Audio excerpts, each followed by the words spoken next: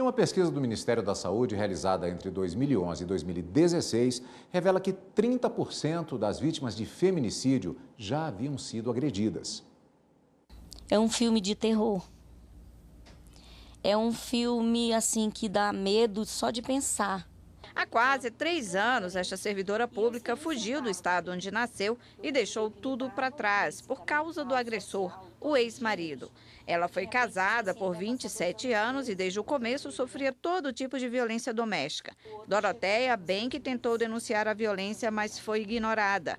A falta de assistência no Amazonas foi um dos motivos para vir para Brasília. Apenas com a roupa do corpo e com a identidade nas mãos, ela procurou a Casa da Mulher Brasileira, onde recebeu ajuda para recomeçar. Após 27 anos de casamento, né? Eu descobri que estava, a partir do 10º ano, vamos dizer assim, sendo violentada sem perceber.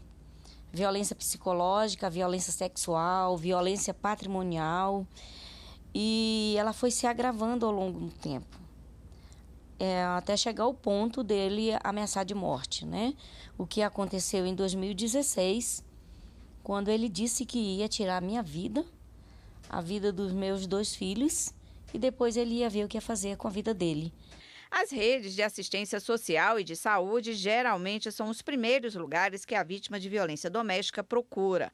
Segundo esta advogada, a ocorrência de agressão na rede de saúde já sinaliza uma tragédia anunciada e, por isso, a necessidade de capacitar a equipe multidisciplinar nas redes para evitar a reincidência do crime. O que a gente vê que é necessário, o que é importante, seria importante? Que o profissional de saúde fosse capacitado para perceber essa violência e poder chegar à mulher e conversar com ela.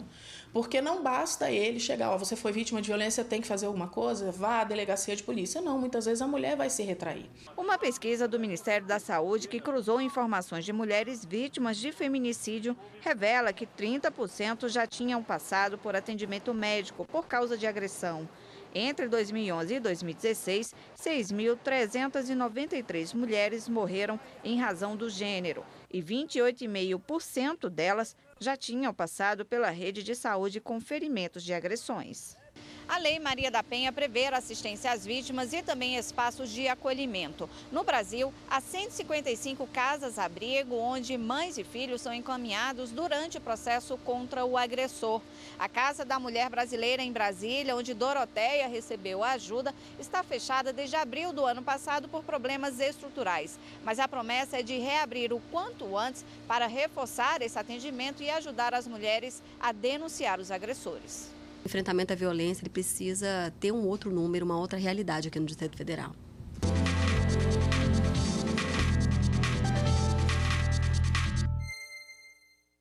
E quem está aqui nos estúdios da TV Justiça para conversar com a gente a respeito deste assunto é o juiz de Direito do Tribunal de Justiça do Distrito Federal e Territórios, doutor Benhur Visa. A quem, antes de mais nada, eu desejo boa tarde e agradeço pela presença aqui.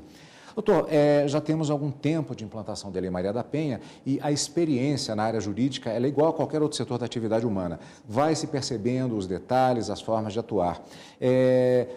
Casas apoio, estruturas que não são nem ligadas diretamente ao atendimento à mulher, como, por exemplo, os próprios juizados especiais que têm os núcleos de atendimento psicológico, todo esse sistema ele pode e deve ser usado pelas mulheres para denunciar e receber. Isso diminuiria essa grande quantidade de feminicídios? Com certeza. É muito importante que a mulher faça denúncia nos episódios de violência que ela sofre. E a violência não é só a violência física, uma violência psicológica, uma ameaça que a mulher sofra, uma agressão verbal, um xingamento, uma humilhação que essa mulher sofre. É importante que ela procure a delegacia, registre a ocorrência e peça uma medida protetiva. As medidas protetivas são institutos que permitem ao juiz, por exemplo, afastar esse agressor de casa, proibir uma aproximação dele com a mulher, proibir contato telefônico. Então, é muito importante que a mulher registre a ocorrência, ainda que ela pense que é uma pequena infração, porque isso previne uma infração maior. Agora, ainda existe um grande número de casos que não chegam ao conhecimento da justiça. Isso é negativo?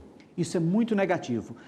A maioria das mulheres que estão sendo vítimas de feminicídio, elas não têm processo em curso. ou seja, ela não procurou uma delegacia. O índice de mulheres vítimas de feminicídio com medida protetiva, ele é muito pequeno. Numa pesquisa feita em São Paulo, constatou-se que apenas 3% das mulheres vítimas de feminicídio tinham medida protetiva, ou seja, 97% talvez pudesse estar mais protegidas se tivessem registrado uma ocorrência e pedido medida protetiva ao juiz de direito. Agora, eventualmente nós acompanhamos na própria imprensa, na mídia, informações a respeito de mulheres que foram vítimas de feminicídio e que tinham pedidos de medida protetiva. Não essencialmente em Brasília, mas em vários estados essas notícias elas são veiculadas em caráter nacional. Isso cria uma imagem, muitas vezes, que faz com que não se procure esses instrumentos. Existe ainda uma questão até cultural nesse sentido do tipo, não adianta nada? Existe sim, existe uma questão cultural, não é nem que não adianta nada, é aquela questão, por exemplo, em que se pensa que a mulher, ela tem que sofrer e o homem tem que dominar. Então, quando você acredita que a mulher não pode ir à delegacia registrar a ocorrência contra o marido, que é melhor pacificar, que é melhor pensar na união, é melhor pensar nos filhos, você acaba invertendo o processo, trazendo um prejuízo maior para os filhos, porque os filhos criados num lar de violência, numa família violenta, eles vão aprender e replicar esse modelo de violência na sociedade. Então, é muito importante que a mulher registre a ocorrência e que ela rompa com essa tradição de que a mulher tem que apanhar calada. As casas-abrigo existem desde 1986, portanto, são um pouco mais antigas do que a própria Lei Maria da Penha. Essa mudança legal tem feito com que esse outro dispositivo mais antigo tenha sido reforçado no seu papel de proteção?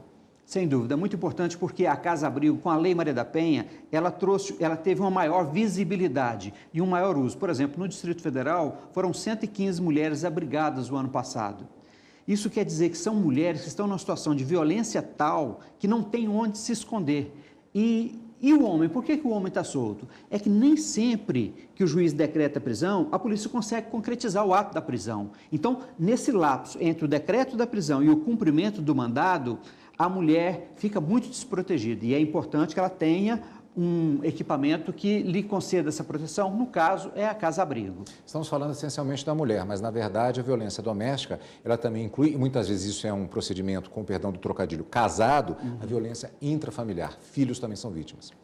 Os filhos são vítimas direta e indiretamente. Diretos porque nós temos casos, por exemplo, de abuso sexual contra meninas e esses casos vão desaguar lá no juizado e nós vamos trabalhar com esses casos, vamos investigar, vamos sentenciar, se ficar aprovado, condena, se não ficar aprovado, absolve, mas tem também a questão da criança que presencia a violência, que sofre, que entra num sofrimento psicológico e muitas das vezes são encaminhados para um atendimento psicossocial em razão de ter presenciado a violência do pai contra a mãe. E muitos deles, às vezes, acabam sendo agredidos também, né? Do jeito que está batendo na mãe, entra o filho para separar, se apega à mãe e acaba sobrando para a criança. Doutor, tema extremamente importante, sempre voltamos a ele, de certa forma, infelizmente até, mas estaremos sempre à disposição. Gostaria que o senhor voltasse aqui para continuar falando a respeito desse tema aqui no Jornal da Justiça. Muito obrigado, parabéns pelo trabalho. É excelente quando se divulga